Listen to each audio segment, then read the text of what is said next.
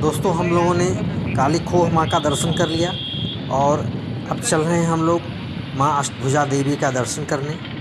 और काली खोह से माँ अष्टभुजा देवी के मंदिर की दूरी लगभग 4 से 5 किलोमीटर की दूरी है। देखिए ये सड़क से बाईं तरफ रास्ता मुड़ा हुआ है, यहाँ से होकर के माँ अष्टभुजा देवी के मंदिर तक जाते हैं। दोस्तों ऐसा माना जाता है कि श्री कृष्ण की जो बहन थी वही माँ अष्टभुजा देवी के रूप में यहाँ विद्यमान है। जब कंस ने उनको मारने के लिए उठाया तो उसके हाथ से छूट गईं और यहाँ विंध्य पर्वत पर आकर के स्थित हो गईं और वही अष्टभुजा जी हैं। ये माँ सरस्वती का मंदिर माना जाता है। अष्टभुजा देवी जो है माँ सरस्वती का रूप है।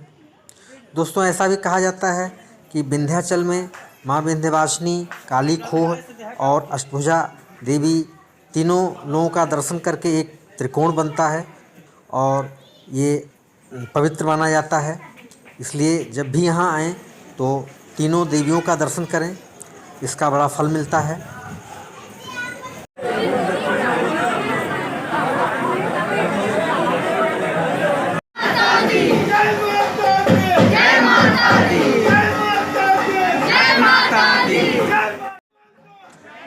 मंदिर पे ऊपर जाने के लिए करीब 200 से 250 सीढ़ियाँ हैं और नीचे तो भीड़ नहीं थी लेकिन ऊपर भीड़ काफ़ी लग रहा है। ये देखिए थोड़ी यहाँ व्यवस्था में कमी दिखाई दे रही, कोई व्यवस्थापक नहीं, इसलिए लोग दाएं बाएं से घुस रहे हैं।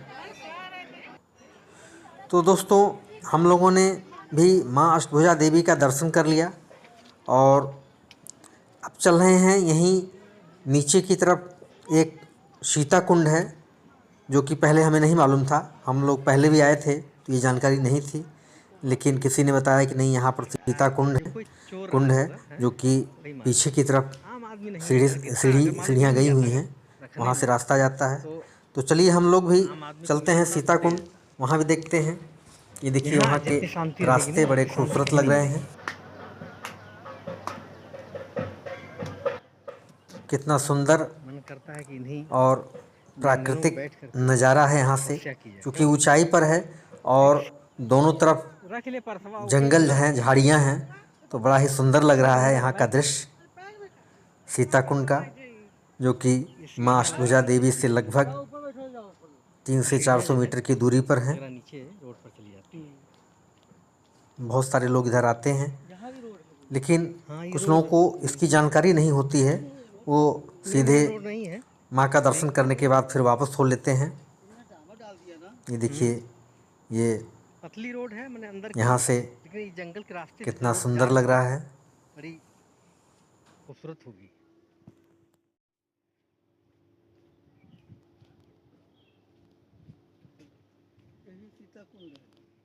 ये देखिए रास्ते में एक पहाड़ी जैसा कुछ बीच में बहुत बड़ा पत्थर रखा हुआ है, काफ़ी बड़ा है ये देखिए। और इधर ऊपर की तरफ कुछ सुंदर लग रहा है, यहाँ पहाड़ हैं और बड़े पत्थर के टुकड़े हैं। हमें लगता है कि बारिश के दिनों में पानी वगैरह यहाँ से गिरता होगा, झरने जैसा यहाँ का कुछ दृश्य रहता होगा। यहाँ बल्कि बैठ जाते यहाँ जो लोग आए हुए हैं वो बैठ कर के विश्राम कर रहे हैं। ये हो गया, उधर से तो गुस्सा होती बहुत, और क्या। दोस्तों मंदिर में मेरे साथ एक हादसा हो गया। अष्टभुजा देवी का दर्शन करके निकलते हुए जब मैं बाहर निकल रहा था तो हवन कुंड के पास मैंने पंडित जी को दक्षिणा देने के लिए पर्स निकाला और उसमें से पैसा दिया और उसके बाद से पर्स जेब में रखा, और जैसे ही थोड़ी दूर गया तो फिर हाथ लगाया पीछे पैंट में तो देखा पर्स गायब है। अगल बगल कई लोगों से पूछा, पुलिस वालों से भी पूछा, लेकिन कोई भी इसे बता नहीं पाया। तो हमें लगता है यहाँ चोर उचक्के भी लगते हैं और अगर आप लोग यहाँ आते हैं तो थोड़ा सावधान रहने की ज़रूरत है। हालांकि मैं पहले भी आया था यहाँ एक बार, लेकिन ऐसा कुछ नहीं हुआ था, लेकिन इस बार मेरे साथ ये हादसा हो गया। जैसे ही मैं मंदिर से निकला ऐसे ही ये देखिए सीता कुंड धाम आ गया। ये है सीता कुंड मंदिर छोटा सा मंदिर है और नीचे जो है पानी का कुंड बना हुआ है जिसमें प्राकृतिक जलधारा आती रहती है। इसी स्थान को सीता कुंड कहते हैं। शायद यहाँ कभी माँ सीता आई रही हों। और ये सीता कुंड से सीढ़ियाँ भी ऊपर गई हैं। ये देखिए ये कुंड है वही, और ऊपर माँ का मंदिर भी है छोटा सा जिसमें माँ की मूर्ति है।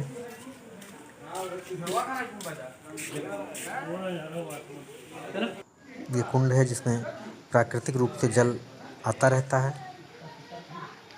ये है मेन कुंड, ये है। ये जल ऊपर आ रहा, ऊपर से आ रहा।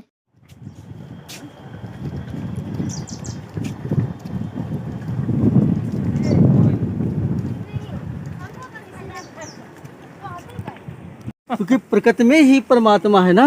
और क्या, परमात्मा मंदिर नहीं, प्रकृति में परमात्मा है। ये बड़ा अच्छा जो है बारिश में यहाँ बड़ा अच्छा पानी गिरता है। हाँ, झरना टाइप का। बरसा नहीं है। हाँ, नहीं, झरना टाइप का यहाँ से निकलता है। इधर देखो भैया। ये स्थान बड़ा खूबसूरत लग रहा है और यहाँ कुछ देर बैठ करके इसे देखने की इच्छा है। पहाड़ी है, जंगल है, झाड़ी भी है। कुल मिला के पूरा सुंदर दृश्य है। तो दोस्तों हम लोगों ने माँ अष्टभुजा देवी का भी दर्शन कर लिया, सीता कुंड भी घूम लिया और अब फिर आ गए हैं विंध्याचल। और अब चलते हैं गंगा जी के किनारे, कुछ देर बैठते हैं, थोड़ा वहाँ का दृश्य अवलोकन करते हैं। ये देखिए यहाँ भी माँ विंध्यवासिनी के मंदिर के पास ये कॉरिडोर बन रहा है, जैसे कि बनारस में बना है ऐसे ही कॉरिडोर का निर्माण यहाँ भी चल रहा है। और हो सकता है अगली बार जब हम आएँ तो ये हमें पूरा बना हुआ हो, तो इससे काफ़ी आने वाले भक्तों को सुविधा हो जाएगी।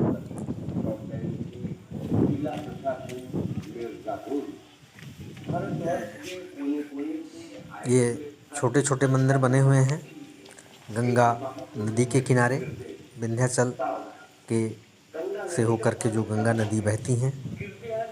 ये छोटे छोटे मंदिर बने हुए हैं और यहाँ बगल में हमें लगता है ये कमरा बना हुआ जिसमें यहाँ के पुजारी जी रहते होंगे।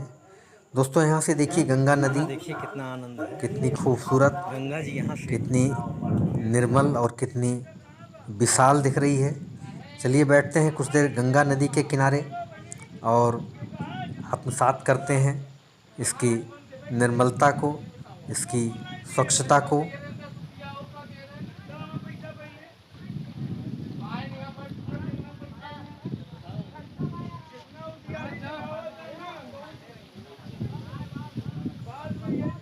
इस समय गर्मी का मौसम है लेकिन यहाँ उतनी गर्मी नहीं है। यहाँ गंगा नदी के किनारे थोड़ा ठंडा है और बड़ा ही सुहावना मौसम यहाँ का लग रहा है।